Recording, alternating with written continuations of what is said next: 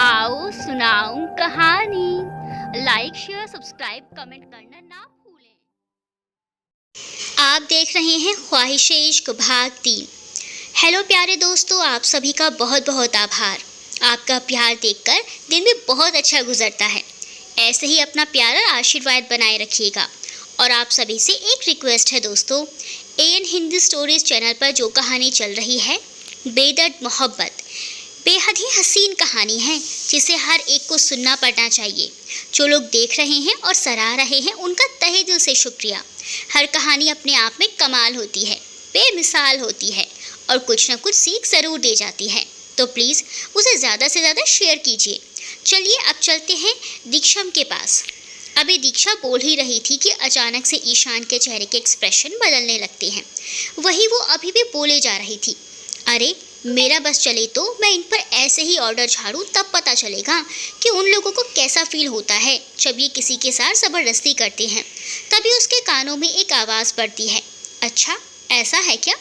उस आवाज़ को सुनकर दीक्षा की आंखें बड़ी हो जाती हैं। वो नज़रें उठाकर सामने की तरफ देखती है जहाँ ईशान था, लेकिन जब वो वहाँ देखती है तो एक बार फिर उसे शौक लगता है क्योंकि ईशान वहाँ से रफू चक्कर हो चुका था। ये देखते ही वो खुद से कहती है, मर गए, अब ये एक बार फिर मेरे ऊपर अपनी खड़ूसियत निकालेगा। वो अभी ये सब सोच ही रही थी कि सक्षम ने पीछे से ही उसके हाथ को खींचकर अपने करीब कर लिया। उसके ऐसे खींचने की वजह से दीक्षा एक बार फिर से उसके सीने से जा टकराई और अपनी बड़ी बड़ी आंखों को और बड़ा करके देखने लगी। तभी सक्षम बोला, क्या बोल रही थी तू मेरे बारे में? मैं अकड़ू हूँ? उसकी बात सुनते ही दीक्षा अपना सर जल्दी जल्दी ना में हिलाने लगी। तो सक्षम ने आगे कहा, और क्या कहा था? खड़ूस, यही कहा था ना? और एक शब्द और था, क्या था वो? कहते हुए वो जैसे ही रुका, दीक्षा ने जल्दी से कहा, बदतमीज। और कहने के साथ ही उसने अपनी जीभ को दांतों तले दबाकर अपनी आंखों को बंद कर लिया। उसकी इस हरकत को देखते ही अचानक ही सक्षम की धड़कन बढ़ गई क्योंकि इस समय वो बहुत ही क्यूट लग रही थी। उसे ऐसे देखकर सक्षम उसकी नाक पर चिकोटी काटकर बोला, आज के बाद मेरी बुराई की तो तुम्हें अच्छे से पता है, मैं सबक भी सिखा सकता हूँ। कहते हुए वो उसे छोड़कर वहाँ से सबके पास चला गया जहाँ अनीता जी, प्रताप जी और काकी बैठकर बातें कर रहे थे। तभी सक्षम उन सबकी बातों को बीच में काटते हुए बोला, अंकल, आंटी और काकी, मैं चाहता हूँ ये शादी बहुत ही सिंपल तरीके से हो और जल्द से जल्द हो जाए क्योंकि अभी कुछ दिन बाद ही मुझे शायद आउट ऑफ कंट्री जाना होगा एक प्राइवेट प्रोजेक्ट के सिलसिले में, और मैं उसे पहले ही शादी करना चाहता हूँ। और ये शादी मंदिर में सारे फैमिली मेम्बर की उपस्थिति में होगी, अगर आप लोगों को कोई ऐतराज़ ना हो, क्योंकि मैं नहीं चाहता कि मेरे पर्सनल मोमेंट को मीडिया वाले पब्लिक इवेंट बना दे। सभी उसकी बात से सहमत हो गए। तभी सक्षम एक बार फिर बोला, मैंने पंडित जी से बात की है, शादी की डेट 2 दिनों के बाद की निकली है। उसकी बात सुनकर प्रताप जी ने कहा, लेकिन बेटा इतनी जल्दी कैसे हो पाएगा इतना सारा अरेंजमेंट? उनकी बात का जवाब देते हुए सक्षम बोला, अरेंजमेंट की चिंता आप छोड़ दीजिए, वो मैं कर लूँगा। बस आप जिस भी फैमिली मेम्बर को बुलाना चाहते हैं उन्हें बुला लीजिए, बाकी के अरेंजमेंट मैं देख लूँगा। उसकी बात सुनकर प्रताप जी को थोड़ी तसल्ली हुई। इसके बाद सबने साथ में लंच किया, लेकिन सबको एक बात खटक रही थी कि कुछ देर पहले जहाँ ईशान और दीक्षा की बातें खत्म ही नहीं हो रही थी, वो दोनों अभी एकदम उस छोटे बच्चे की तरह हो गए जिन्हें अभी अभी डांट पड़ी हो, और वो सारा काम शांति से कर रहे थे, इस डर से कि कहीं उससे एक और गलती हुई और उसे फिर से डांट सुनने को न मिल जाए। 2 दिन का सबका समय शादी की तैयारी में ही निकल गया, लेकिन इन सब के बीच दीक्षा ने एक बार भी सक्षम से बात नहीं की थी, ना ही सक्षम ने बात करने की कोशिश की थी। इन सब से दीक्षा का डर और भी बढ़ रहा था, जबकि सक्षम ने उसे जो धमकी दी थी इस वजह से वो इस शादी से पीछे भी नहीं हट सकती थी। इसी टेंशन में कब दिन से रात और रात से दिन हो रहे थे उसे कुछ भी नहीं पता चल रहा था। इन सब के बीच ही उसकी हल्दी मेहंदी की रस्म पूरी हो चुकी थी। शादी वहाँ के एक प्रसिद्ध मंदिर में होनी थी। प्रताप जी और अनीता जी बार बार दीक्षा को देखकर यही सोचते रहे कि कैसे उनकी बेटी इतनी बड़ी हो गई कि अब अपने माँ पापा के घर को छोड़कर अपनी एक दुनिया बसाने जा रही है। यही सब सोच सोचकर उनकी आंखें नम हो रही थी। हालांकि वो जानते थे कि सक्षम एक सही इंसान है उनकी बेटी के लिए, लेकिन चाहे वो कितना भी अच्छा हो, उनके जिगर के टुकड़े को अपने साथ लेकर जाने वाला था। यही बात बार बार उनको कचोटती थी। इन सब खुशी और दुख के मिले जुले भाव के साथ वो लोग अपने फर्ज को बखूबी निभा रहे थे। आज ही शादी होने वाली थी, इसलिए हर तरफ हलचल मची हुई थी। कुछ ही देर में मंदिर के लिए निकलना था, इसीलिए दीक्षा की कुछ कजिन्स मिलकर उसे तैयार कर रही थी। कुछ ही देर में दीक्षा पूरी तरह से तैयार हो चुकी थी। उसने गोल्डन कलर का लहंगा पहन रखा था, जिस पर डार्क ग्रीन कलर का ब्लाउज और डार्क ग्रीन कलर का दुपट्टा था। उसने 2 दुपट्टे कैरी किया हुआ था, एक जो उसके कंधे पर लटक रहा था, वही दूसरे को अच्छे से सर पर सेट किया गया था। सर वाला दुपट्टा ब्लड रेड कलर का था, जिसमें छोटे छोटे स्टोन लगे हुए थे। चेहरे पर लाइट मेकअप, माथे पर बड़ा सा मांग टीका, नथ जो कि दीक्षा के होठों को छू रही थी, कानों में बड़े बड़े झुमके, गले में एक चोकर जो उसके लुक को और भी बहुत ही खूबसूरत बना रहा था, हाथों में डार्क रची हुई मेहंदी। कुल मिलाकर अभी कोई भी उसे देखता तो अपने होश खो देता। वो मिरर में खुद को देखते हुए मन ही मन कहती है, सब कुछ बहुत अच्छा है, पर क्या जिंदगी भर में इस धमकी को निभा पाऊंगी? ये सोचते ही उसने अपनी आंखें बंद कर ली। उसकी बंद आंखों के सामने उसके माँ पापा की तस्वीर उभर आई, जिसे देखकर उसने एक गहरी सांस ली और मन ही मन कहा, जो भी हो, अब मैं अपनी किस्मत महादेव के भरोसे छोड़ती हूँ। जैसे उनकी इच्छा होगी वैसा ही होगा, लेकिन मैं उस सक्षम सिंह ठाकुर को बताऊंगी कि शादी क्या होती है। बहुत शौक है ना उसे शादी करने का। तभी उसके कानों में अनीता जी की आवाज़ पड़ती है, जो कि उसे लेने के लिए आई थी। जब अनीता जी की नज़र दीक्षा पर पड़ी तो उनकी आंखें नम हो गई, लेकिन उन्होंने जल्दी ही अपने आंसू साफ किए और अपनी आंखों से काजल निकालकर दीक्षा के कान के पीछे लगाकर बोली, बहुत ही सुंदर लग रही है मेरी बच्ची। चल, सक्षम ने गाड़ी भेजी है, समय हो गया है। इसी के साथ सब मंदिर की तरफ निकल गए। कुछ ही देर में गाड़ी मंदिर के बाहर आकर रुकी।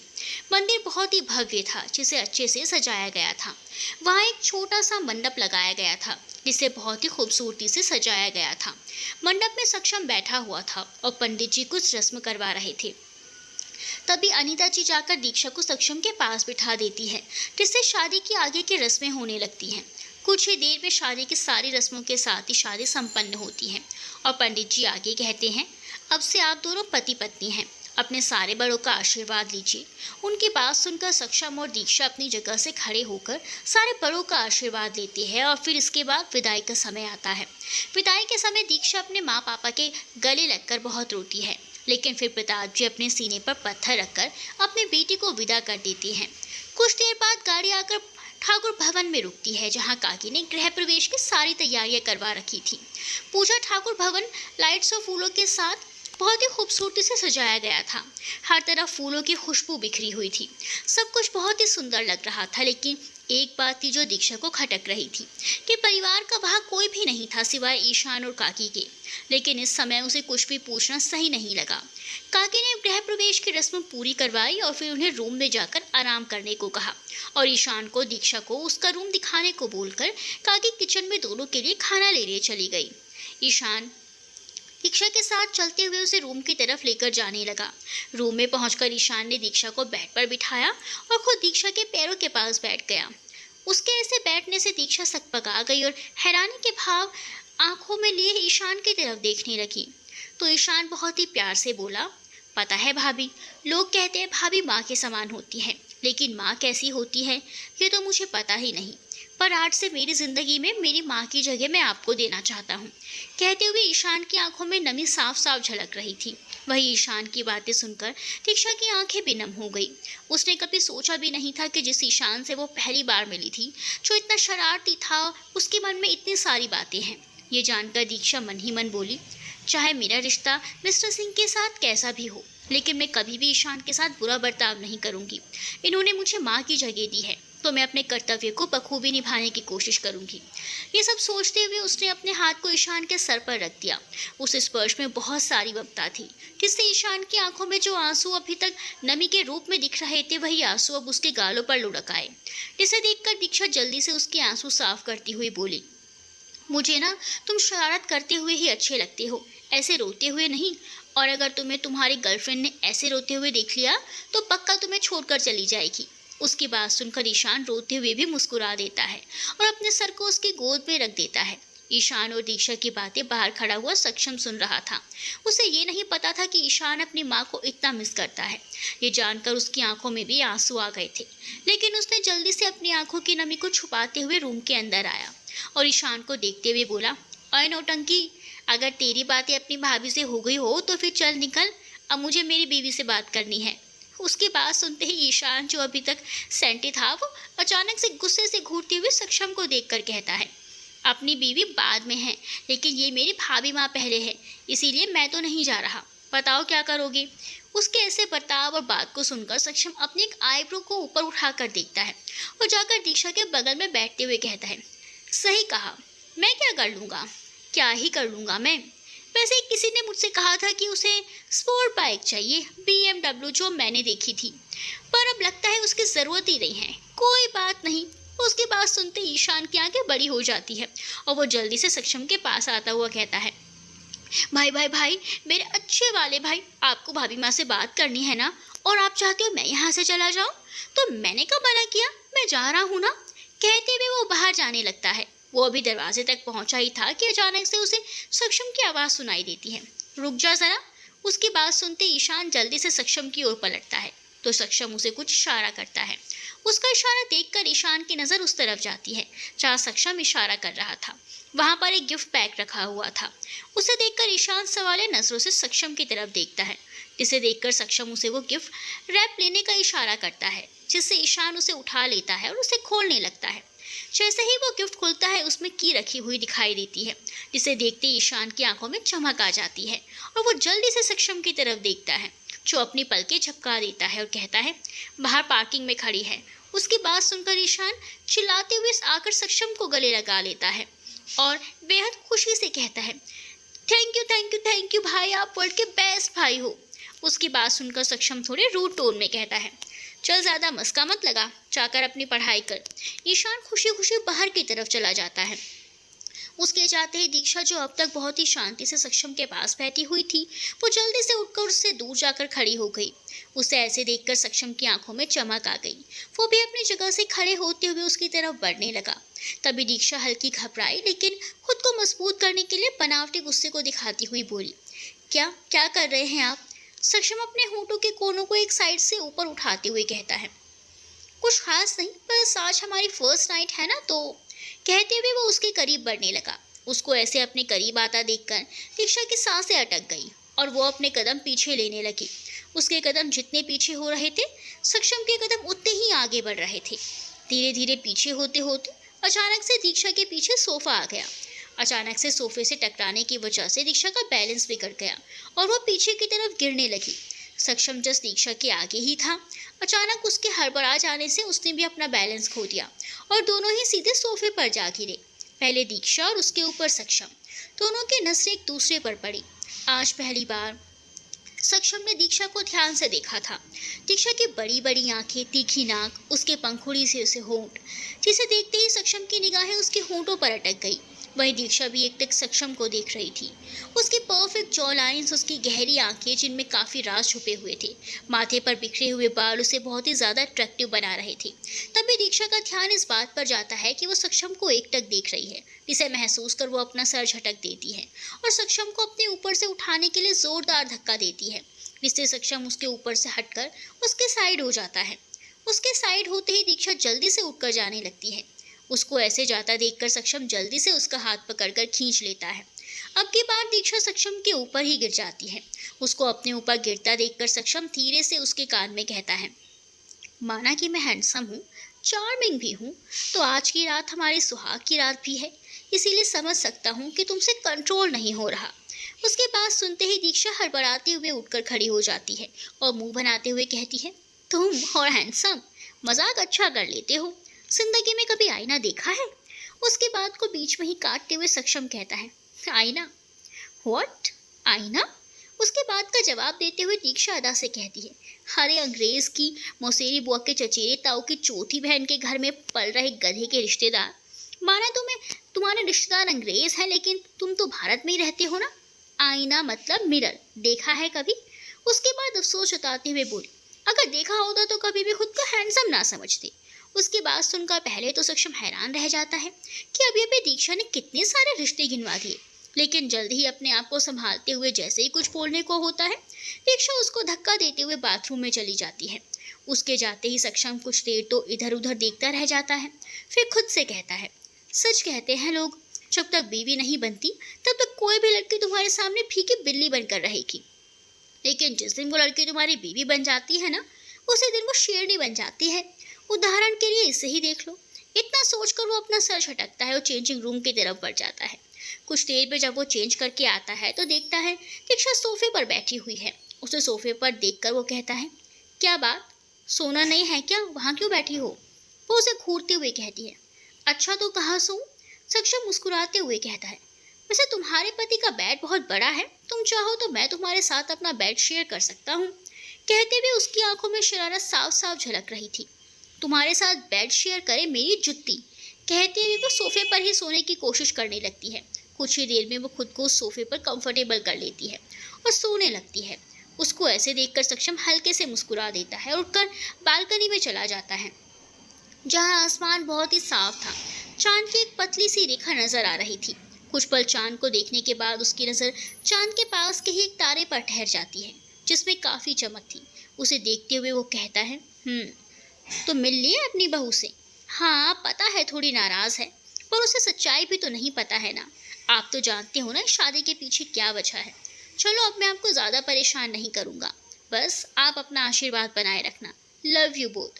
कहते हुए वो वापस अपने रूम में आ जाता है और जब देखता है दीक्षा अभी भी अनकंफर्टेबल होकर ही सो रही है, तो वो सोफे के पास जाता है और सोफे पर लगे हुए एक बटन को प्रेस कर देता है, जिससे सोफा हल्का सा बड़ा हो जाता है, जिस पर कि दीक्षा आराम से सो सकती थी। फिर वो भी अपने बेड पर चला जाता है और जल्दी ही थकान की वजह से वो भी नींद के आगोश में चला जाता है। अगले दिन सुबह सुबह जब दीक्षा की नींद खुली तो उसकी नज़र सबसे पहले उसके सामने बेड पर सोते हुए सक्षम पर गई।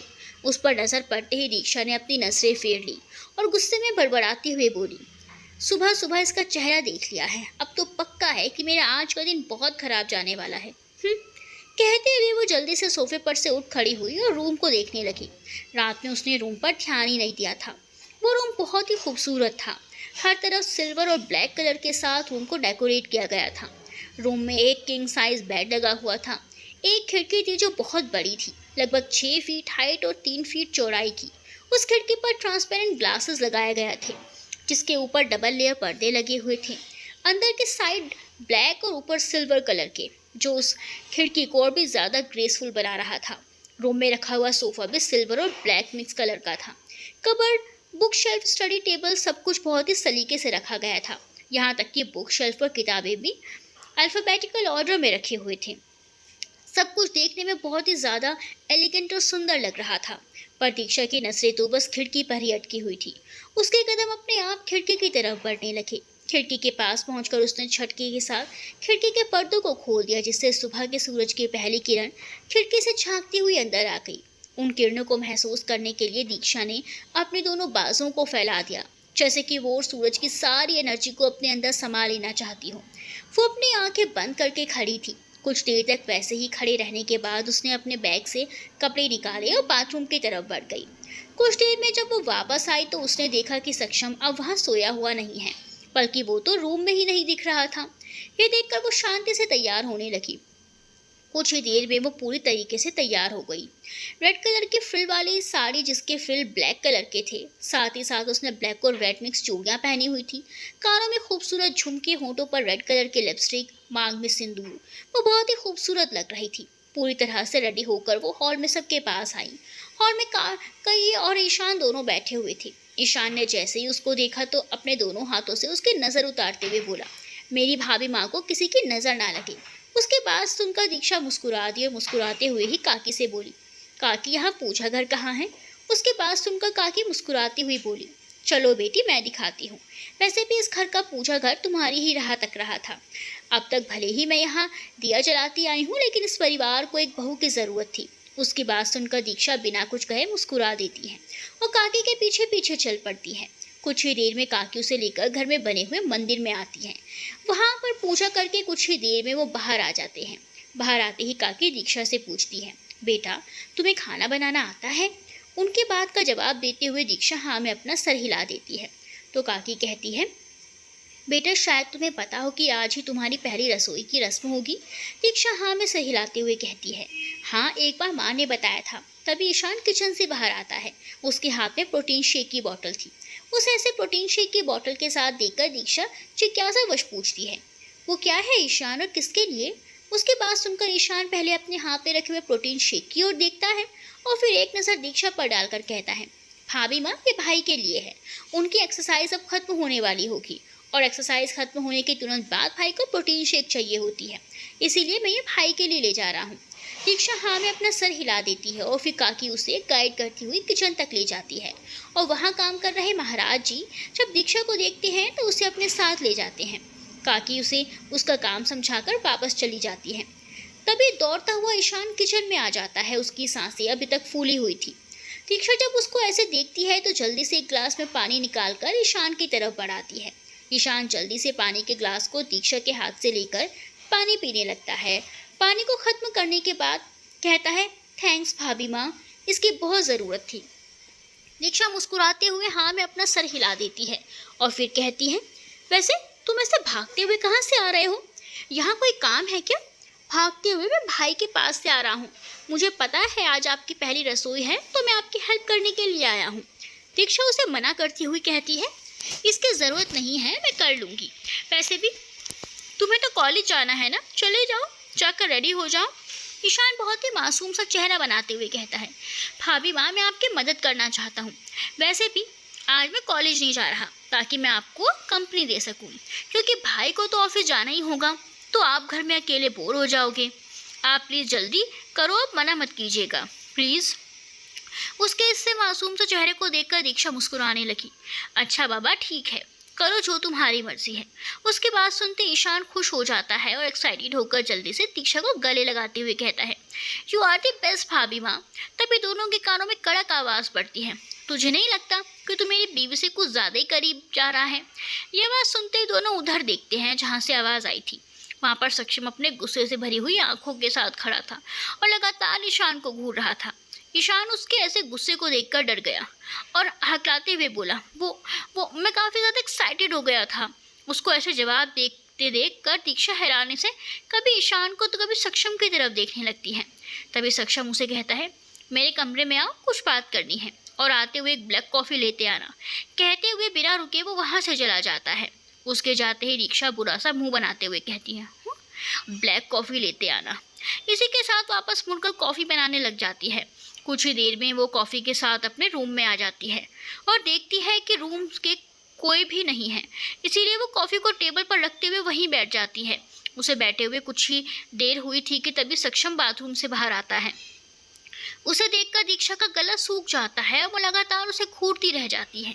इस समय सक्षम लग ही इतने कमाल कर रहा था कि कोई भी लड़की देखती तो बस देखती ही रह जाती। उसके पैक मसल्स, आर्म बहुत ही ज़्यादा स्ट्रॉन्ग और अट्रैक्टिव लग रहे थे। उस पर से नहा के आने के बाद उन पर पानी की बूंदें जमा थी जो उसकी बॉडी को और भी ज़्यादा हाईलाइट कर रही थी। सक्षम ने जब उसे ऐसे खुद को देखते देखा तो मुस्कुराते हुए दीक्षा के करीब आ गया और उसके हाथ को पकड़ते हुए बोला, कहीं तुम सेड्यूस तो नहीं हो रही हो ना? वैसे अगर तुम हो रही हो तो मेरे लिए ही अच्छी बात है। उसकी बात सुनते ही दीक्षा उसे ज़ोरदार धक्का देती है और कहती है, बाहर में जाओ, तुम्हारे जैसे इंसान से मुझे कोई अच्छी चीज़ एक्सपेक्ट ही नहीं करनी चाहिए थी। कहते हुए वह मुड़कर जाने लगती है। तभी सक्षम उसकी साड़ी का पल्लू पकड़ लेता है। दीक्षा को जैसे ही महसूस होता है कि सक्षम ने उसके आंचल को पकड़ा हुआ है तो उसकी आंखों में गुस्से की लालिमा आ जाती है और वो अपने गुस्से को कंट्रोल करने के लिए अपनी आंखों को बंद करके बोलती है, मुझे पता है मिस्टर सक्षम सिंह ठाकुर कि आप में तमीज़ नहीं है। आपके लिए लड़कियां सिर्फ एक खेल हैं, लेकिन इसका मतलब ये बिल्कुल भी नहीं है कि आपके हाथ मेरे आंचल तक पहुंच जाएं और मैं चुपचाप से देखती रहूं। कहते हुए वो पीछे पलटकर एक जोरदार थप्पड़ सक्षम के गाल पर जड़ देती है। उसके थप्पड़ मारते ही सक्षम अपने एक हाथ को अपने गाल पर रख लेता है, लेकिन इस समय उसकी आंखों में अजीब सा गुस्सा दिखाई दे रहा था। वो अपने दूसरे हाथ से दीक्षा को अपने करीब खींच लेता है और झटके से के साथ उसको धक्का देते हुए बेड पर गिरा देता है और खुद उसके ऊपर आकर उसके दोनों हाथों को अपने मजबूत हाथों में थामकर उसकी गर्दन पर अपने होंठ रख देता है। सक्षम के ऐसे रिएक्शन को देखकर दीक्षा की आंखों में आंसू आ जाते हैं। वो खुद को सक्षम से दूर करने की नाकाम कोशिश कर रही थी, लेकिन सक्षम उसे छोड़ने के मूड में बिल्कुल भी नहीं लग रहा था। सक्षम के होंठ लगातार दीक्षा के गर्दन पर हरकत कर रहे थे, लेकिन तभी उसकी नज़र दीक्षा की आंखों से निकले आंसू पर गई, जिसे देखकर वो फौरन दीक्षा के ऊपर से हट गया और उसके बालों में पीछे से हाथ फंसाकर उसके चेहरे को अपने करीब कर बेहद संजीदगी से उसकी आंखों में देखते हुए बोला, अगर जिस्म की ही ख्वाहिश होती तो तुम्हें कब का अपना बना चुका होता। उसके लिए मुझे शादी जैसे पवित्र बंधन की भी ज़रूरत नहीं पड़ती, लेकिन तुम्हें अपना बनाने के लिए मैं प्यार का इस्तेमाल करना चाहता हूँ, ना कि ज़ोर ज़बरदस्ती का। तो आगे से अपने शब्दों को सही और उचित मात्रा में चुनकर ही इस्तेमाल करना। इतना कहकर वो दीक्षा को छोड़ देता है। तभी दीक्षा अपनी नफरत भरी आवाज़ में कहती है, अगर जिस्म की ख्वाहिश नहीं है तो फिर इस हरकत की वजह क्या थी? अरे आप तो ऐसे इंसान हैं जो पहले किसी लड़की की इज्जत उसके दुपट्टे को उसके वजूद से अलग करता है और फिर उसके रिएक्ट करने पर उसे किस करके अपनी मर्दानगी साबित करता है। ऐसे इंसान से उम्मीद भी की क्या जा सकती है। उसकी बात सुनते ही सक्षम की आंखों में गुस्सा जो अभी तक ही वो शांत करने की कोशिश कर रहा था, वो एक बार फिर पनप गया था। लेकिन अभी वो कुछ बोलता उससे पहले ही उसका फ़ोन रिंग करने लगा।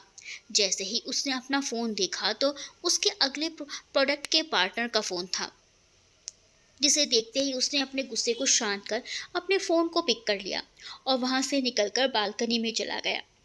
उसके जाते ही दीक्षा की आंखों में आंसू का सैलाब उमड़ पड़ा। वो दौड़ते हुए बाथरूम में जाकर टैप चलाकर फूट फूट कर रोने लगी। वहीं जब सक्षम अपनी बात खत्म करके रूम में आया तो उसे दीक्षा कहीं भी दिखाई नहीं थी, लेकिन बाथरूम से नल के चलने की आवाज़ के साथ साथ सिसकियों की आवाज़ भी सुनाई दे रही थी, जिसे सुनकर अब उसे अपने आप पर ही गुस्सा आने लगा और उसने अपने हाथों को पंच बनाकर ज़ोर से दीवार पर मार दिया और खुद से ही बोला, सब जानते हुए भी अपना गुस्सा उस पर क्यों निकालता है? बात तू भी अच्छे से जानता है उसके ऐसे बर्ताव के पीछे की वजह क्या है, लेकिन नहीं, तुझे तो बस अपने गुस्से से मतलब होता है। यही सब सोचते हुए वो जल्दी से रेडी हो जाता है, क्योंकि उसकी आज एक बहुत ही इम्पोर्टेंट मीटिंग थी। वो जल्दी से तैयार होकर बिना किसी को कुछ बताए घर से निकल जाता है। वही दीक्षा काफ़ी देर रोते रहने के बाद खुद को संभाल कर अपने चेहरे को साफ करती है और बाहर आ जाती है। वहाँ सक्षम उसे दिखाई नहीं देता तो वो अपने आप को संभाल कर नीचे ईशान के पास चली जाती है, जो किचन में दीक्षा का इंतज़ार करते हुए अपने काम को किए जा रहा था। तभी दीक्षा की आहट को सुनते हुए कहता है, भाभी माँ आप आ गई।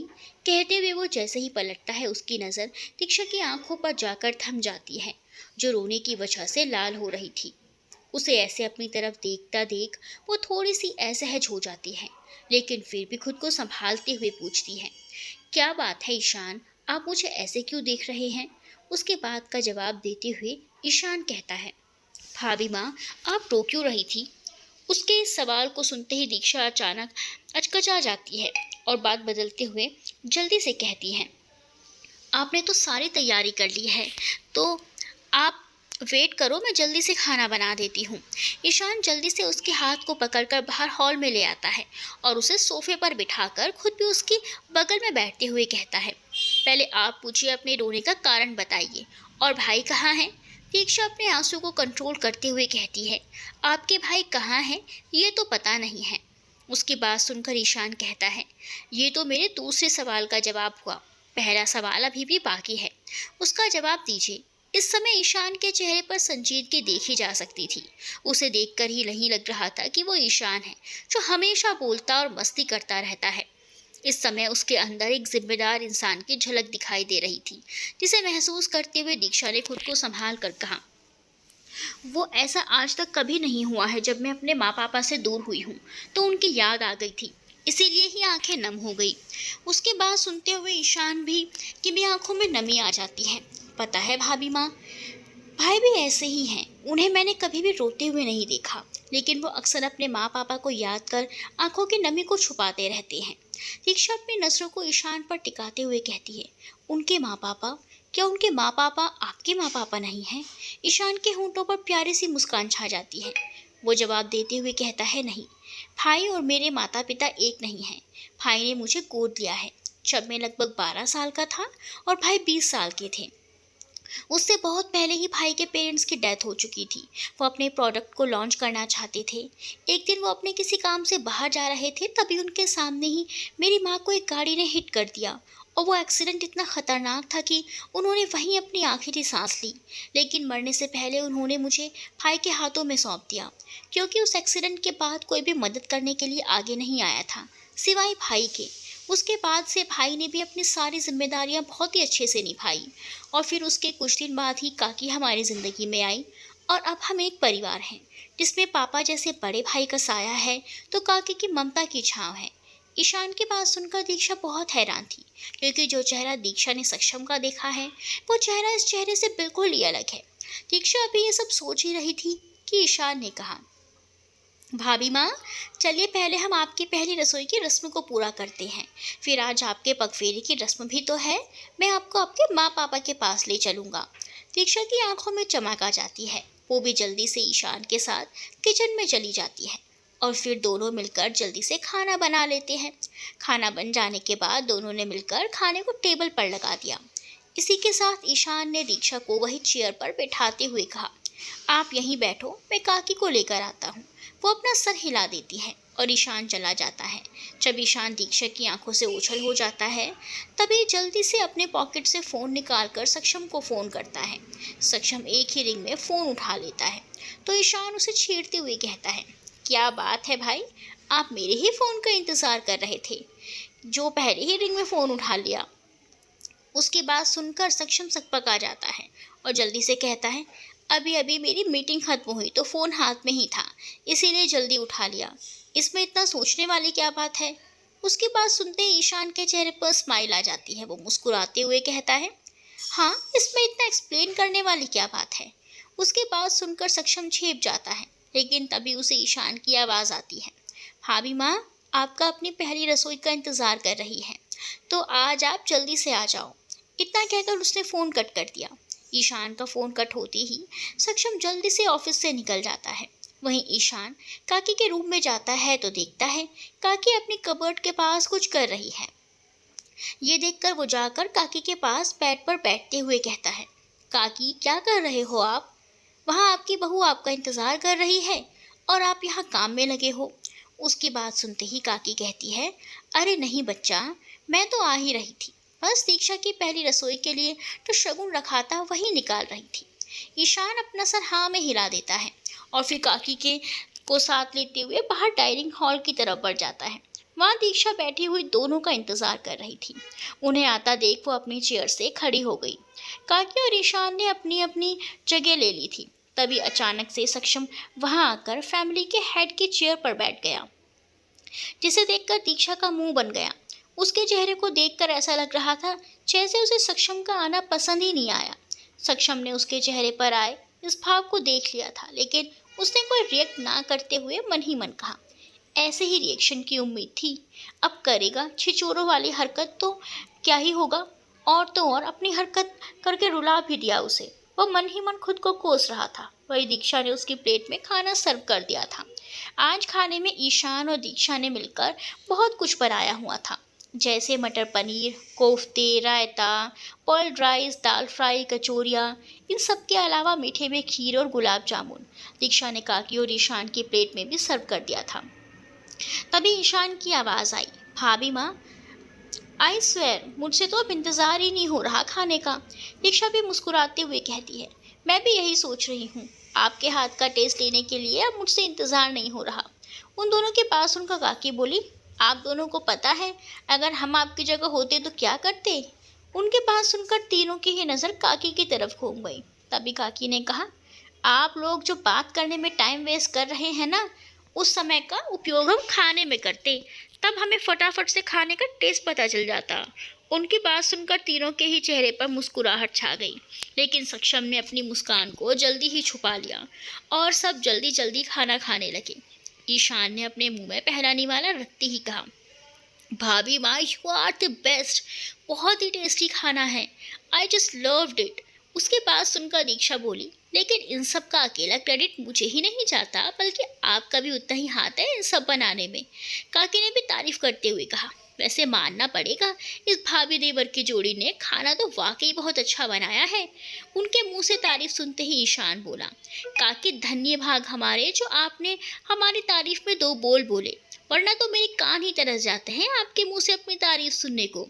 दीक्षा ने गंभीर चेहरा बनाते हुए कहा, वैसे ईशान, मेरे दिमाग में काफ़ी दिनों से सवाल घूम रहा है जो मैं आपसे पूछना चाहती हूँ। उसकी ये बात सुनते ही सक्षम की नज़र भी उस पर ही टिक गई। जैसे पूछ रहा हो, ऐसा भी क्या है जो तुम पूछना चाहती हो? तभी ईशान बोला, हाँ हाँ भाभी माँ, पूछिए, मैं तो आपके हर सवाल का जवाब दे सकता हूँ। वैसे मैं पूछना चाहती थी कि आपने बोलने के लिए कोई एक्स्ट्रा कोर्स किया है या फिर आप इस टैलेंट के साथ ही पैदा हुए थे? ये सुनते ही सक्षम के मुंह से हंसी निकल गई। वही काकी भी अपना मुंह छुपाकर हंसने लगी, लेकिन निशान का मुंह बन गया। लेकिन जल्दी ही बोला, ये तो एक सीक्रेट है और मैं अपने सीक्रेट किसी को भी नहीं बताता। अब तो सब खुलकर हंस दिए। तभी दीक्षा की नज़र हंसते हुए सक्षम पर पड़ी, तो जैसे उसकी नजरें वही जम सी गई। सक्षम हंसते हुए लग ही इतना प्यारा रहा था कि दीक्षा का दिल तो बस उसकी हंसी में ही डूबता जा रहा था। तभी सक्षम की भी नज़र उस पर पड़ी और वो भी उसकी आंखों में देखने लगा। लेकिन तभी दीक्षा को कुछ देर पहले हुआ वाकया याद आ गया और उसकी आंखों में गुस्से की चिंगारी दिखाई देने लगी। इसी के साथ उसने सक्षम पर से अपने नजरें भी हटा ली। सक्षम ने जब दीक्षा की आंखों में अपने लिए नफरत जैसा कुछ देखा तो उसने अपने चेहरे को झुका लिया और अपने खाने पर कंसंट्रेट करने लगा। तभी काकी बोली, बेटा आज दीक्षा के पगफेरे की रस्म है, तो आज उसे अपने घर जाना है। ईशान उसे छोड़ आएगा। उनकी बात सुनते ही सक्षम को अचानक से जैसे ठसका लगा और वो खांसने लगा। उसको ऐसे खांसता देखकर दीक्षा ने जल्दी से उसे पानी का ग्लास दिया। वही काकी बोली, बेटा आराम से खाया कर, ऐसे जल्दी जल्दी क्यों करता है? माना कि तुझे फुर्सत नहीं है, पर खाना तो कम से कम चैन से बैठ के खा लिया कर। उनकी बात सुनकर सक्षम हाँ में सर हिला देता है। तभी ईशान बोलता है, भाई मैंने पहले ही भाभी से प्रॉमिस किया है कि उन्हें मैं लेकर जाऊंगा। उसकी बात सुनते बिना कुछ बोले सक्षम अपना सर हिला देता है और स्वीकृति दे देता है।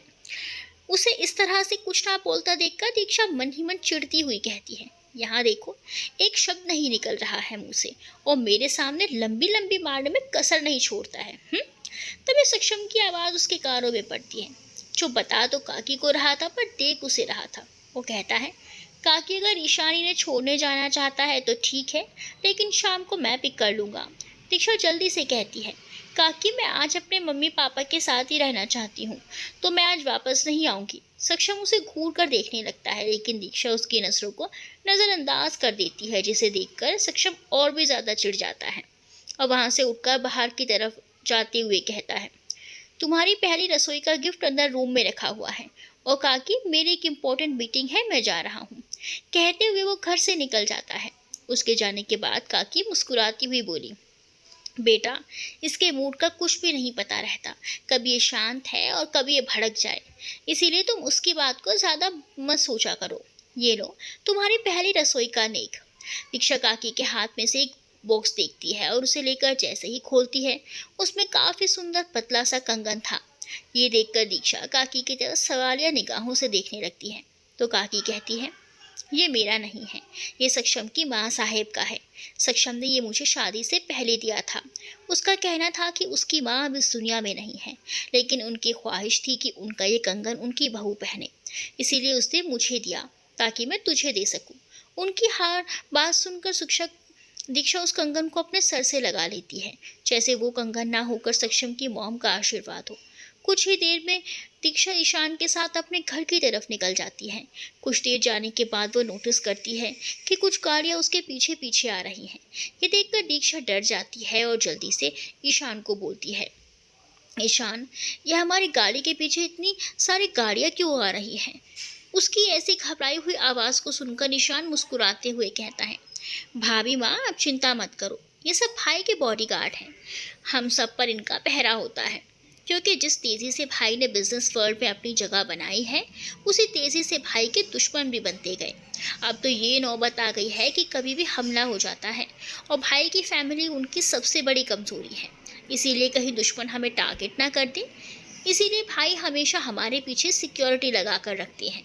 उसकी सारी बात सुनने के बाद दीक्षा को भी याद आता है कि जब वो पहली बार सक्षम से मिली थी तो उस समय भी उसके साथ बहुत सारे बॉडीगार्ड्स थे। ये सोचते हुए अपना सर हाँ में हिला देती है और अपना सर सीट से टिकाकर आंखें बंद कर लेती है। ईशान जब उसे ऐसे सोते हुए देखता है तो वो हल्के से दीक्षा की सीट नीचे कर देता है और हल्की आवाज़ में गाना चला देता है। कुछ ही देर में दोनों दीक्षा के घर पहुंच जाते हैं, जहां प्रताप जी और अनीता जी दोनों का इंतज़ार कर रहे थे। दीक्षा जब अपने माँ पापा को अपने सामने देखती है तो जल्दी से उनके गले लग जाती है। उसे इस तरह देखकर अनीता जी कहती हैं, तुमने हमें एक ही रात में इतना मिस किया कि आते ही इमोशनल हो गई। उनकी बात सुनकर दीक्षा प्रताप जी की तरफ देखकर कहती है, पापा समझा लीजिए अपनी धर्मपत्नी को, मैंने इन्हें मिस बिल्कुल भी नहीं किया, बल्कि मैं तो अपनी माँ को मिस कर रही थी। उसकी बात सुनकर अनीता जी मुस्कुराते हुए उसके सर पर किस कर लेती है। तभी प्रताप जी कहते हैं, अनीता जी मैं भी लाइन में लगा हुआ हूँ अपनी बेटी से मिलने के लिए, अगर आपको उससे फुर्सत देंगी तो मैं भी थोड़ा मिल लूँ। दीक्षा प्रताप जी के गले लग जाती है।